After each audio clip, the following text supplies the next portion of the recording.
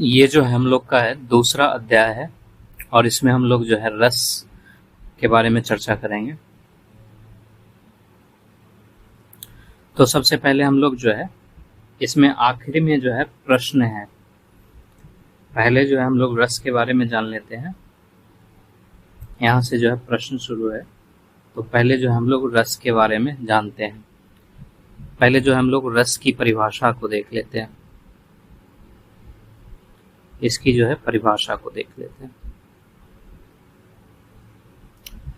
देखो रस क्या होता है कि काव्य में जब शब्द, अर्थ और भाव जो है इस प्रकार से मिल जाता है कि जो पाठक उस चीज को पढ़ रहा है या दर्शक जो है उस चीज को देख रहा है, उसके हृदय में जो है कोई आनंद उमड़ पड़ा। उसको देखने के साथ ही उसके दिल में कोई आनंद आ गया हृदय में, या उसको सौंदर्यात्मक अनुभूति हो गया, तो उसको जो है रस कहा जाता है।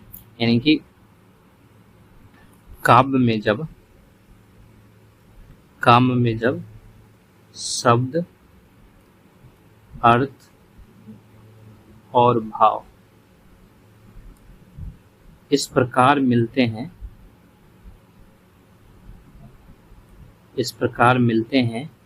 कि पाठक या दर्शक के हृदय में कोई विशिष्ट सौंदर्यात्मक अनुभूति, यानी कहने का मतलब है आनंद या भावनाभूति उत्पन्न हो, उसे जो है रस कहा जाता है। यानी काव्य में जब शब्द, अर्थ और भाव जो है इस प्रकार मिलते हैं कि पाठक या दर्शक के हृदय में कोई विशिष्ट सौंदर्यात्मक अनुभूति उत्पन्न हो, उसे ही रस कहा जाता है। ठीक है। रस का अगर हम लोग अर्थ देखें तो इसका जो है शाब्दिक अर्थ होता है स्वाद। ठीक है। और यहाँ पर हम लोग कह सकते हैं कि काव्य का जो है सुखद स्वाद, ठीक है, सुखद स्वाद जो है वो रस कहलाता है। ठीक। तो ये चीजें, ये इसकी परिभाषा हो गई। यानी कि काव्य में जब शब्द, अर्थ और भाव जो है इस प्रकार मिल जाए कि पाठककर्ता को जो है उसको आनंद की अनुभूति हो, तो उसे रस कहा जाता है। ठीक है। अब देखते हैं कि इसकी ऐतिहासिक पृष्ठभूमि क्या रही है। ऐतिहासिक पृष्ठभूमि जो है इसकी क्या रही है। ठीक। जैसे कि एक व्यक्ति थे भरत मुनि।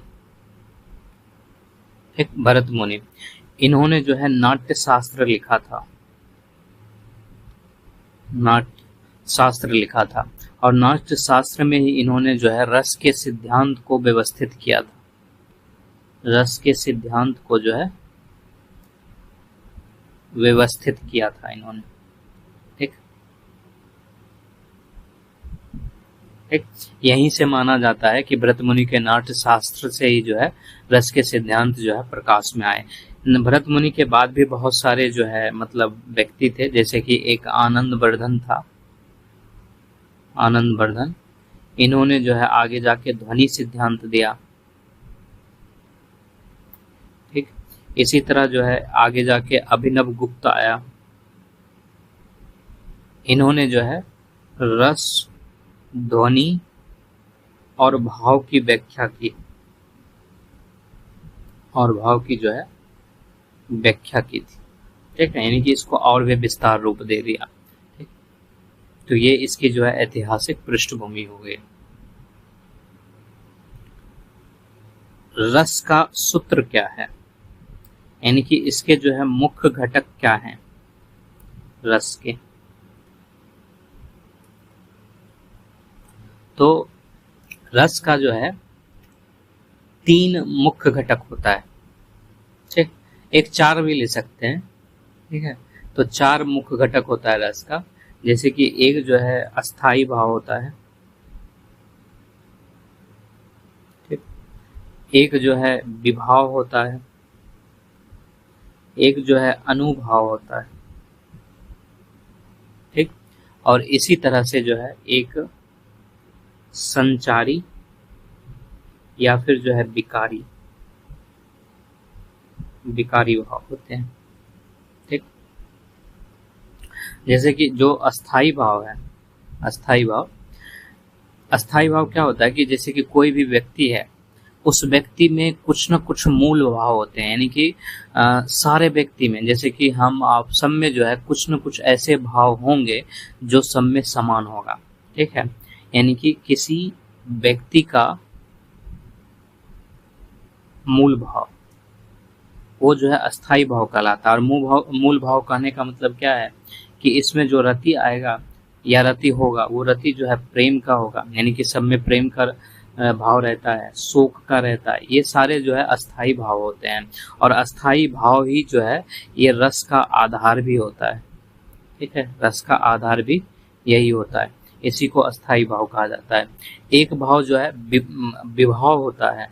विभाव किसको कहते हैं? विभाव कहने का मतलब है कि जो ये भाव उत्पन्न हुआ व्यक्ति के अंदर, वो किस कारण से हुआ, ठीक है। या कोई वस्तु के कारण से हुआ होगा तो वो किस कारण से हुआ, जो कारण है वही विभाव कहलाता है। यानी कि रस को उत्पन्न करने वाले कारण या कारण वस्तु, ये जो है विभाव कहलाता है, ठीक है। और इस आधार पर जो है विभाव जो है वो दो प्रकार के हो जाते हैं, ठीक। एक जो है हम लोगों का आलंबन विभाव होता है, दूसरा जो है हम लोगों का उद्दीपन विभाव होता है, ठीक। इसको आलंबन भी कहा जाता है और इसको जो है उत्तेजक भी कहा जाता है, ठीक। जो आलंबन विभाव होता है वो भाव का विषय या कारण को बताता है। ये जो है भाव का विषय या फिर कारण को बताता है।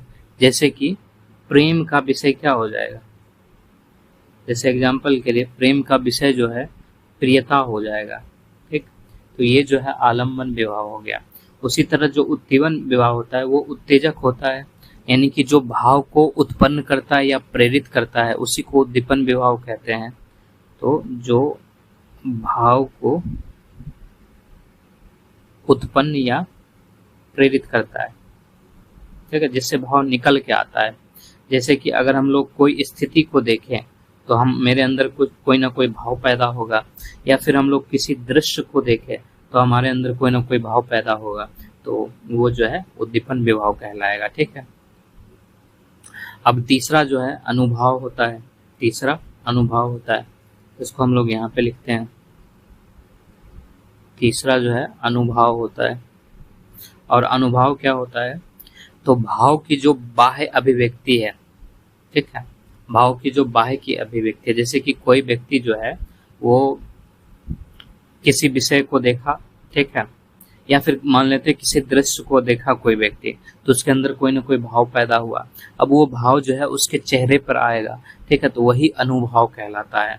यानी कि भाव की बाह्य अभिव्यक्ति जो है वो अनुभाव कहलाता है। यानी कि एग्जाम्पल के लिए जैसे कि चेहरे के भाव हो जाएंगे, ठीक है, कोई क्रिया हो जाएगा, ठीक है, या कोई मुंह से कथन निकल जाए, वाक्य निकल जाए तो वो हो जाएगा, ठीक है।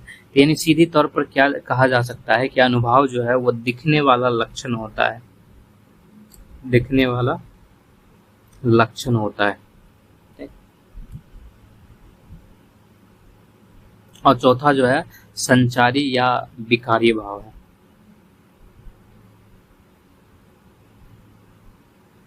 संचारी या विकारी भाव, ठीक।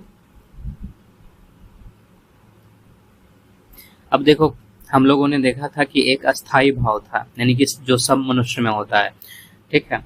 जैसे कि अस्थाई भाव हमारा प्रेम था, शोक था, ये सब में होता है, ठीक है, गुस्सा वगैरह ये सब में होता है। अब क्या होता है कि कोई भी अल्पकाल के लिए कोई चीज आ जाए और उस भाव को जो है थोड़ा सा और बढ़ा दे, ठीक है, तो उसी को संचारी या विकारी भाव कहते हैं। जैसे कि ईर्ष्या हो गया, ठीक है, जलन, यानी कि गुस्सा भी नहीं है, ठीक है। और ये ईर्ष्या यानी बीच की चीजें हैं, आश्चर्य हो गया, ठीक है, लज्जा हो गया, भय हो गया, ये सारे जो है संचारी या विकारी भाव कहलाते हैं। यानी कि अल्पकालिक सहायक भाव, ठीक है, जो अस्थाई भाव को घेरता है, जो है अस्थाई भाव को घेरते हैं, ठीक है। एग्जाम्पल के लिए जो है ईर्ष्या हो गया, आश्चर्य हो गया, लज्जा हो गया, भय हो गया, ये सारे जो है संचारी या विकारी भाव कहलाते हैं, ठीक है। ठीक, तो अब जो है रस की उत्पत्ति किस तरह से हुई, तो रस की उत्पत्ति में जो है एक तो अस्थाई भाव आएगा, ठीक है, जो सभी मनुष्य में आ जाता है। एक जो है विभाव आएगा, ठीक है। विभाव हम लोगों ने क्या देखा था, विभाव हम लोगों ने देखा था कि रस को उत्पन्न करने वाला जो कारक है वो आ जाता है, ठीक है। उसके बाद जो है अनुभाव आएगा, ठीक। अनुभाव क्या था कि रस की जो बाह्य अभिव्यक्ति है यानी कि दिखने वाला जो लक्षण है वो अनुभाव हो जाएगा। और एक जो है अस्थाई भाव को जो बढ़ा देता है यानी कि संचारी भाव, ठीक है, इनके मिलने से जो है रस का निर्माण होता है, ठीक है। इसके मिलने से ही जो है रस का निर्माण होता है। इन सब के मिलने से, ठीक है, रसमय अनुभूति जन्म लेती है। रसमय अनुभूति जो है इन सब के मिलने से जन्म लेती है, ठीक है। यही इसका सरल सूत्र है, ठीक है।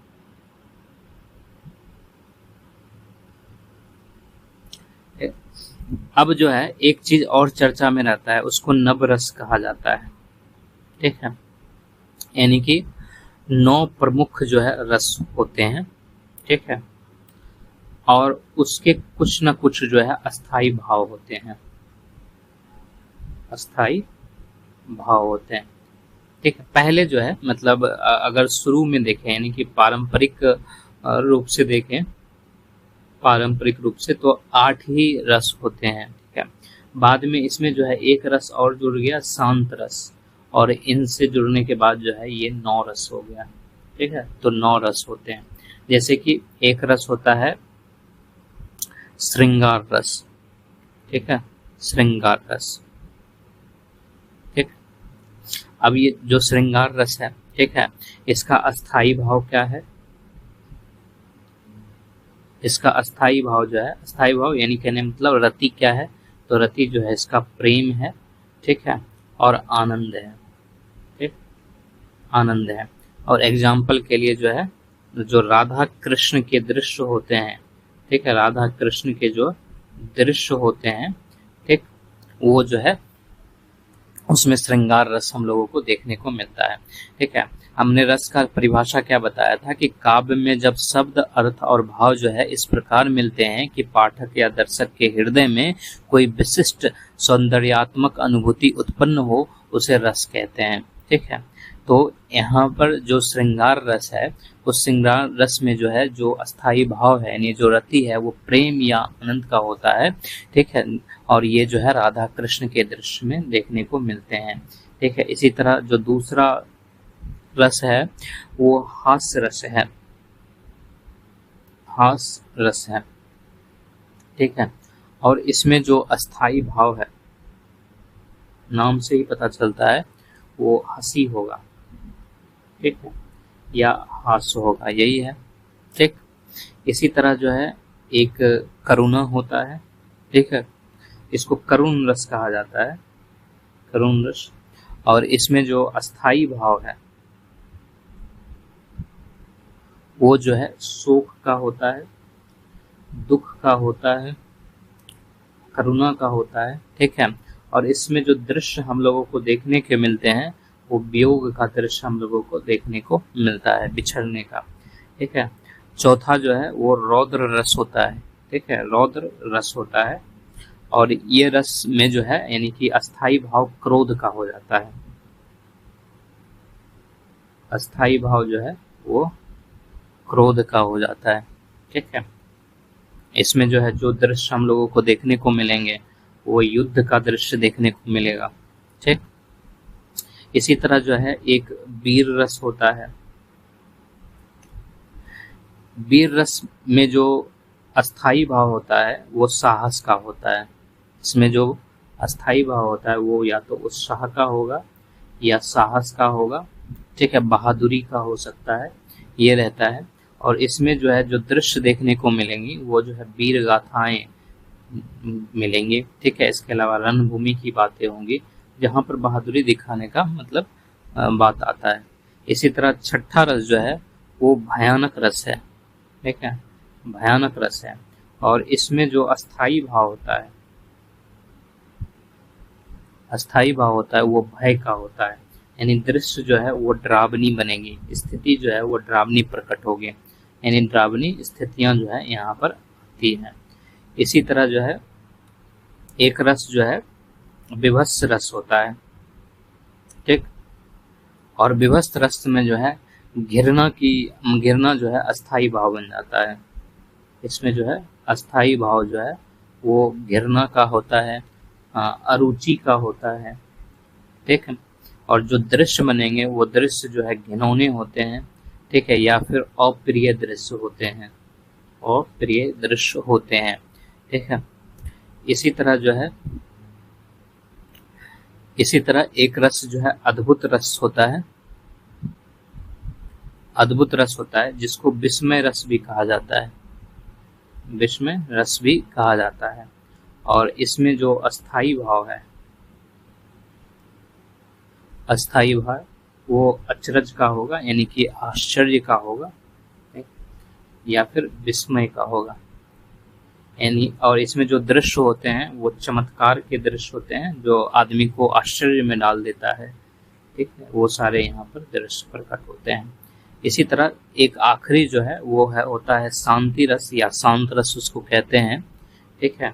और इसमें कुछ नहीं होता है, इसमें अस्थाई भाव जो है वो शांति है, ठीक है, शांति या फिर निरपेक्ष तृप्ति जिसको कहते हैं, या फिर हम लोग समाधि कह सकते हैं, जो आत्मिक समाधि है जहाँ पर मनुष्य कुछ नहीं बोलता है, मूक बन जाता है, ठीक है, तो वो जो है शांत रस हो जाता है। और इसमें जो दृश्य प्रकट होते हैं, ठीक है, वो दृश्य जो है दर्शनीय शांति का दृश्य हो जाता है, ठीक।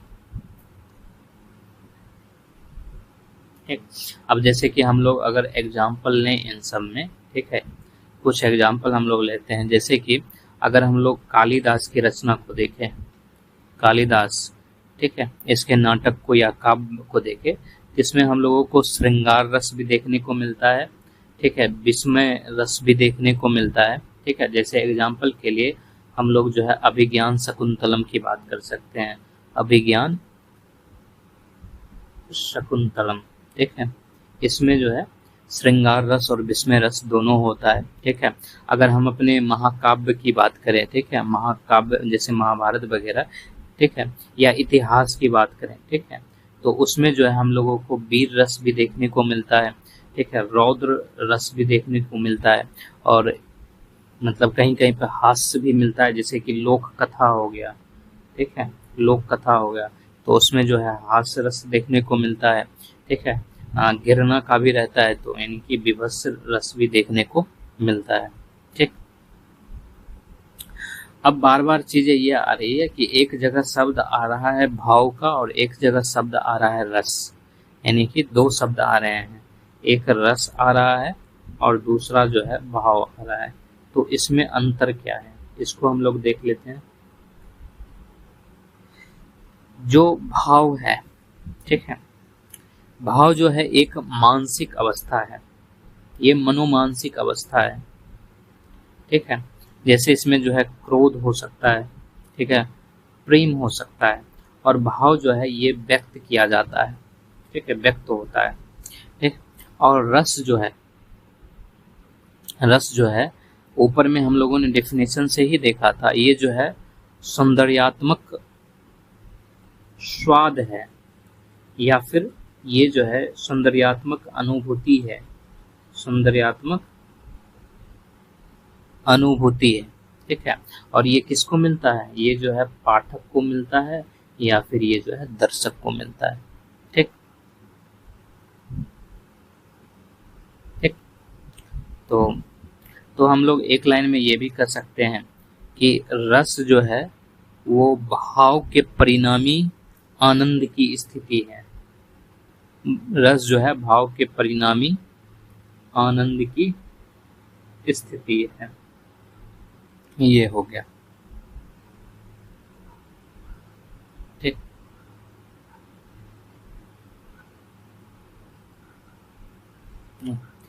अब जो है रस की जब रचना की जाती है तो उसके लिए कुछ जो है मतलब साहित्यिक उपकरण का प्रयोग किया जाता है। रस रचना के लिए आवश्यक साहित्यिक उपकरण, ठीक है। जैसे कि पहली चीज भाषा की शुद्धता होनी चाहिए, ठीक। भाषा की जो है शुद्धता होनी चाहिए, और भाषा का शुद्धता का अर्थ जो है कि शब्द चयन आप सही से करें, ठीक है।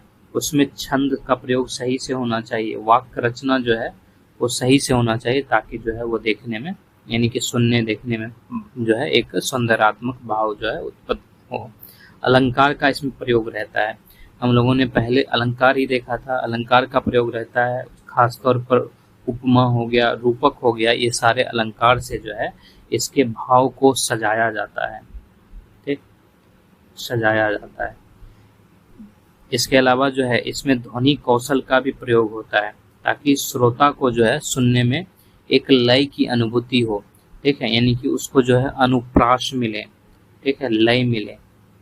ये इसके बाद जो है इसमें विस्तृत वर्णन की भी बातें होती है, लेकिन कहीं ना कहीं उसको जो है साधारणीय बना के रखना पड़ता है, ताकि कोई चीजें जो है मतलब पाठककर्ता से अलग ना हो। उसके भाव को हमेशा एक व्यक्तिगत भाव बना के रखना पड़ता है। तो ये सारी चीजें जो है उसके में एक उपकरण के तौर पर जो है प्रयोग होता है।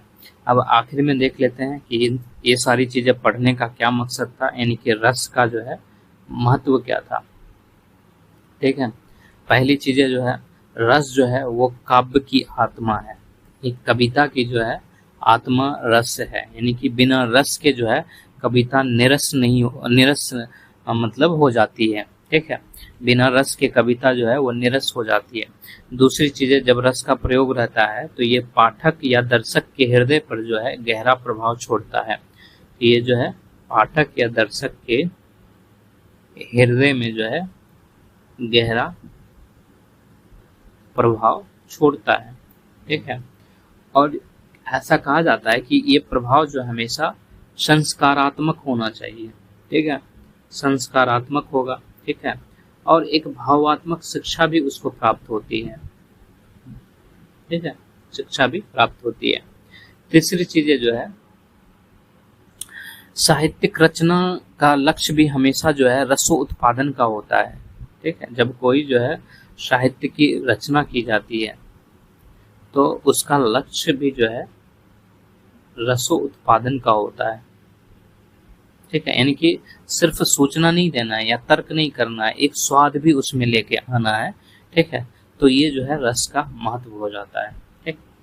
तो हम लोगों ने जो है इसमें रस का परिभाषा देख लिया, ठीक है, कि रस क्या होता है, ठीक है, इसका अर्थ क्या होता है, इसकी ऐतिहासिक पृष्ठभूमि क्या थी, जिसमें हम लोगों ने भरत मुनि, आनंदवर्धन, अभिनव गुप्त का चर्चा किया, और नवरस की बातें हुई हम लोगों।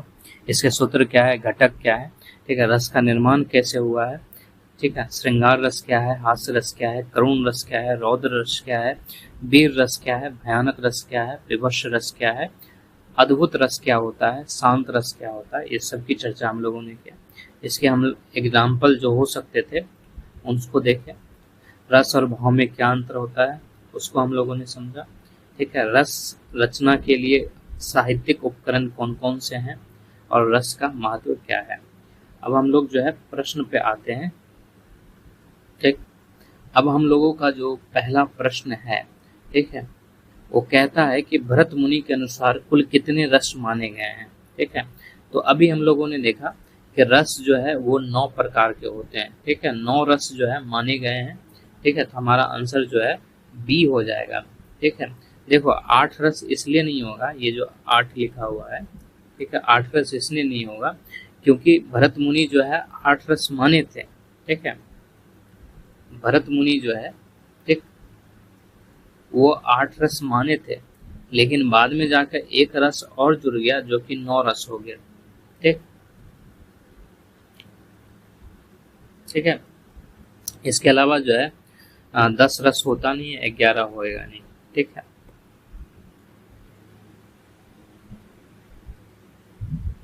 उसके बाद अगला सवाल है, रस की उत्पत्ति किससे होती है, ठीक।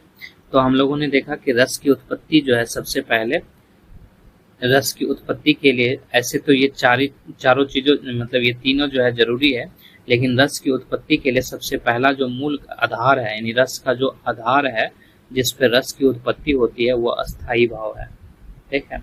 रस का जो आधार है वो अस्थाई भाव होता है, हम लोगों ने देखा इसको, ठीक है। और जब ये काव्य में जाता है, ठीक है, तब यहाँ पर जो है ये विभाव हो गया, अनुभाव हो गया, ठीक है, और संचारी भाव हो गया, ठीक, उससे व्यक्त हो जाता है, ठीक है। लेकिन रस की अगर उत्पत्ति की बात करें तो वो स्थायी भाव होगा, विभाव नहीं होगा। विभाव जो है ये इसका मूल स्रोत नहीं है, अनुभव भी नहीं है, ठीक है, क्योंकि अनुभव जो है भाव को प्रकट करने के लिए आता है।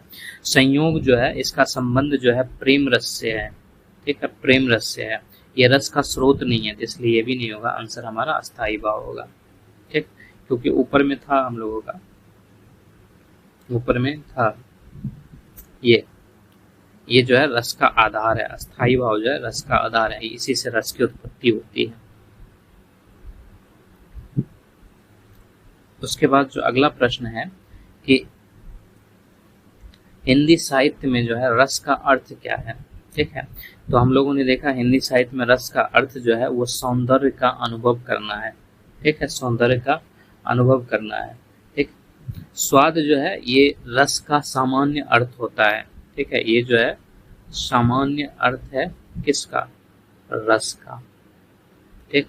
साहित्यिक अर्थ हम लोग नहीं ले सकते, और यहाँ पर साहित्य अर्थ पूछ रहा है, इसलिए ये गलत हो जाएगा, ठीक है। सौंदर्य का अनुभव जो है ये सही उत्तर है, क्योंकि साहित्य में रस का अर्थ जो है यही होता है, जैसे कि काव्य को पढ़ने, सुनने या देखने पर जो आनंद और भावनात्मक अनुभूति होती है उसी को सौंदर्य का अनुभव कहा जाता है, और हिंदी साहित्य में रस का अर्थ यही है, ठीक है।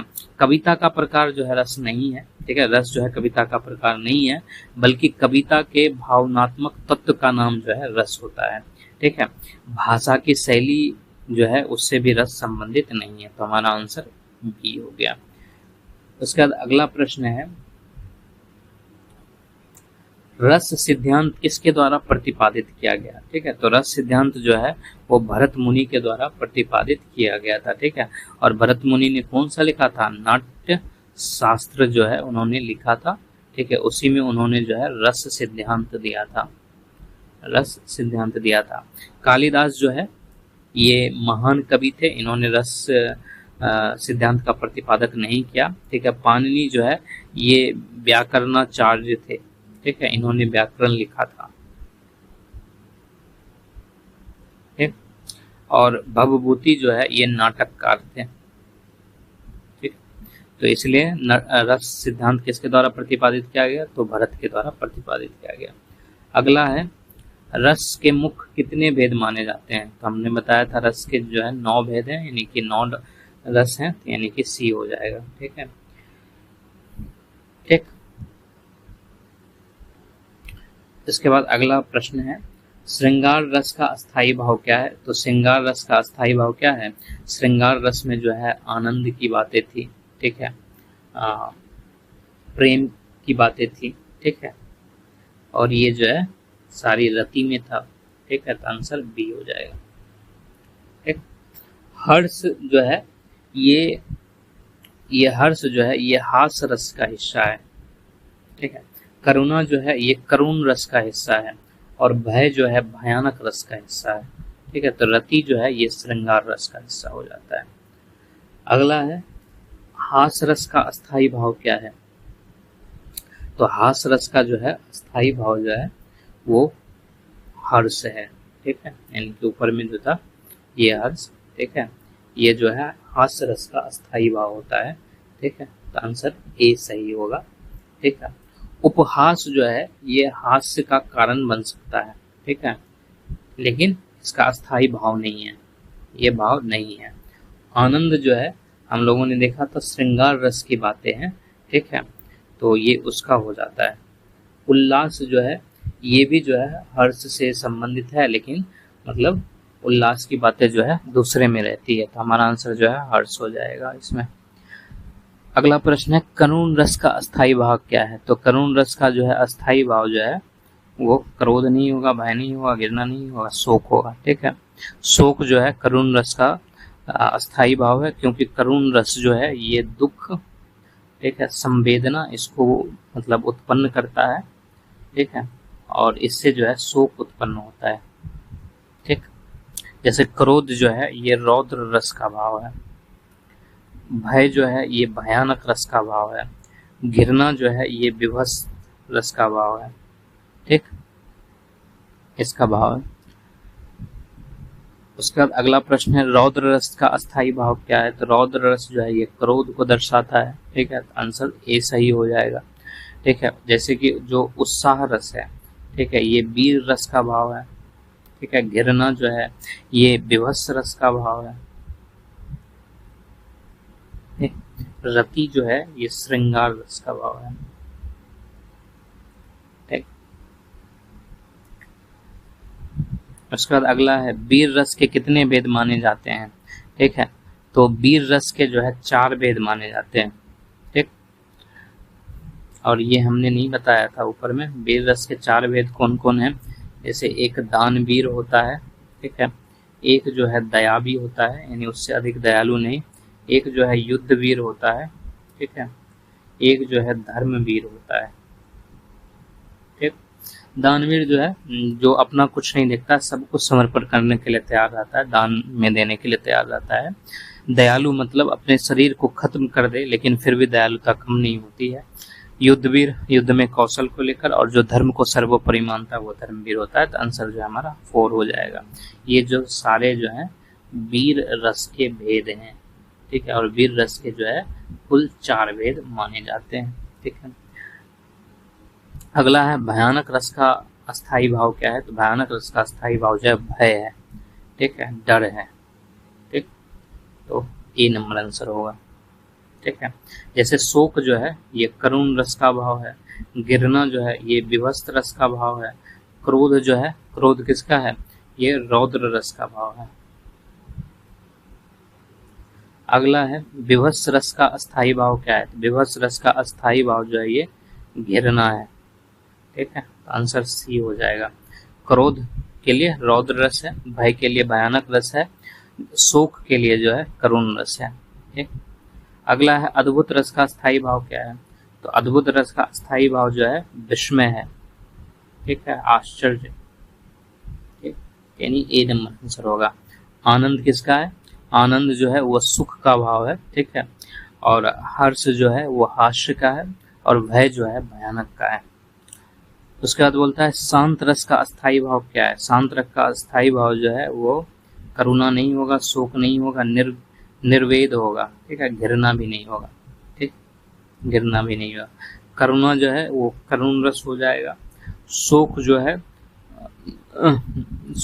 वो भी करुण रस हो जाएगा, और घृणा जो है वो विभत्स रस हो जाएगा, ठीक है।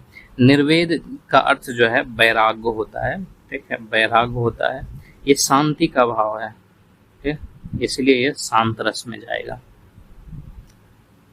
अगला है साहित्य में रस के बिना काव्य शब्द के समान है, ये कथन किसका है? ठीक है, साहित्य में रस के बिना काव्य शब्द के समान है, ये कथन जो है आचार्य मम्मट का है, ठीक है, आचार्य मम्मट का है। देखो भरत जो है उन्होंने रस सिद्धांत दिया था, ठीक है, और उन्होंने 8 दिए थे, बाद में जाके शांति जुड़ के जो है 9 हो गया था, ठीक है। उसके बाद आचार्य मम्मट जो है उन्होंने जो है काव्य प्रकाश लिखा था, और उसी में कहा था उन्होंने कि रस रहित काव्य जो है मृत है। उनका कथन जो था वो था रस रहित काव्य जो है वो मृत है। पाणिनि जो है उन्होंने वो व्याकरणाचार्य थे, उनका अष्टाध्याय था, ठीक है, वो व्याकरण लिखे थे। कालिदास जो है वो कवि थे, ठीक है, अभिज्ञान शकुंतलम वगैरह इन्हीं की रचना है। तो साहित्य में रस के बिना काव्य सबके समान है, ये आचार्य मम्मट के द्वारा लिखा गया था। उसके बाद अगला है श्रृंगार रस के कितने रूप माने जाते हैं, ठीक है। तो श्रृंगार रस के जो है 2 रूप माने जाते हैं। कौन कौन होता है? तो एक जो है संयोग का होता है, ठीक है, और दूसरा जो है वियोग का होता है, ठीक। उसका अगला प्रश्न है नाट्य शास्त्र में रस को किसके साथ जोड़ा गया? तो नाट्य शास्त्र में जो है, नाट्य शास्त्र किसको लिखा? भरत मुनि के द्वारा लिखा गया है, और इसमें जो है भाव के साथ रस को जोड़ा गया था, ठीक है, क्योंकि ये नाटक है, ठीक है। और इसमें जो रस है उसको जब नाटक खेला जाता है तो उसमें एक्टिंग यानी भाव की बातें होती है, तो रस को जो है भाव के साथ जो है जोड़ा गया था, ठीक है। तो इसलिए जो है ये होगा। छंद जो है ये मात्रिक संरचना है, रस से अलग होता है। अलंकार जो है हम लोगों ने पहले देखा था, सौंदर्य को बढ़ाता है, ठीक है। ये रस का स्रोत भाव हो सकता है। वाक्य जो है वो भाषा के घटक हैं, तो ये रस माने नहीं जा सकते। हास्य रस के कितने भेद माने जा सकते हैं? तो हास्य रस के जो है 2 भेद होते हैं, ठीक है। एक तो भेद होता है आत्महास्य यानी कि खुद ही पर हंसना, ठीक है, ये हो गया। दूसरा जो है परिहास होता है यानी कि दूसरे पे हंसना, ठीक है। ये 2 चीजें मतलब हास्य रस के होते हैं। रौद्र रस का उपयोग किस प्रकार के साहित्य में अधिक किया जाता है? अब रौद्र से क्या उत्पन्न होगा? ठीक है, रौद्र से जो है गुस्सा उत्पन्न होगा, क्रोध उत्पन्न होगा। और क्रोध जो है कहाँ पर यूज हो सकता है? प्रेम में तो नहीं आएगा क्रोध, युद्ध में आ सकता है, ठीक है। तो ये युद्ध काव्य में जो है इसका उपयोग किया जाता है। हास्य में नहीं आएगा, क्योंकि हास्य में हंसने की बातें होगी तो वहाँ क्रोध नहीं आ सकता। भक्ति में भी नहीं आ सकता, क्योंकि भक्ति में जो है इसमें शांति रस रहता है, यानी शांति की बातें होती है, करुणा की बातें होती है, करुण रस भी इसमें रहता है, ठीक है। तो भक्ति काव्य भी नहीं होगा, हास्य काव्य भी नहीं होगा, प्रेम काव्य भी नहीं होगा। इसमें का सही आंसर युद्ध काव्य हो जाएगा। अगला प्रश्न है रस शब्द का संस्कृत मूल अर्थ क्या है? रस शब्द का संस्कृत मूल अर्थ क्या है? तो हम लोगों ने शुरू में देखा था रस का अर्थ जो है वो स्वाद है, तो आंसर जो है ए हो जाएगा, यानी कि मूल अर्थ जो है स्वाद होता है। बाद में साहित्य में जो है इसको भावनात्मक आनंद के लिए जो है प्रयोग किया गया। जल का अर्थ जो है वो पानी से हो जाता है, ठीक है, तो ये अलग हो गया। भाव जो है वो रस का घटक है, ठीक है, ये जो है रस का घटक है, ये इसका मूल अर्थ नहीं है, ये इसका जो है मूल अर्थ नहीं है। अनुभव जो है ये साहित्यिक अर्थ होता है, ठीक है, ये जो साहित्यिक अर्थ है, लेकिन ये भी जो है मूल अर्थ नहीं है। और यहाँ पर पूछा है संस्कृत मूल अर्थ क्या है, ठीक है, तो वो स्वाद हो जाता है। अगला है विभत्स रस का प्रयोग अधिकतर किस प्रकार के वर्णन में किया जाता है? ठीक है, तो विभत्स में जो है घृणा उत्पन्न होता है, ठीक है, और घृणा कहाँ से हो सकता है? प्रेम में नहीं होगा, हंसने में नहीं होगा, शांति में नहीं होगा, वो युद्ध के विभत्स दृश्य में होगा, ठीक है। युद्ध के विभत्स दृश्य कहने का मतलब जहाँ पर मृत शरीर पड़ा हुआ है, यानी कि रणभूमि जो है लोग मर के गिरे हुए हैं, खून यानी रक्त बिछा हुआ है चारों तरफ। तो जब हम लोग इस दृश्य को देखेंगे तो हमारे मन में जो है घृणा का भाव उत्पन्न होगा, और ये घृणा का भाव भी जो है क्या है? विभत्स रस हो जाता है, ठीक है। उसके बाद अगला है अद्भुत रस का उपयोग किस स्थिति में होता है? ठीक है, तो अद्भुत रस में हम लोगों ने देखा था